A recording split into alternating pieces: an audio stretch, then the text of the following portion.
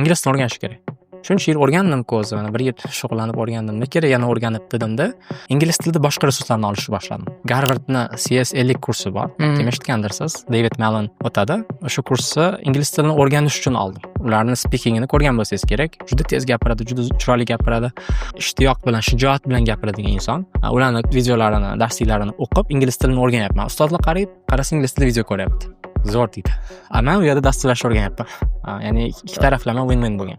Win-win, chunki baribir ingliz tili o'ta rivojlanadi, speaking oshadi, listening oshadi.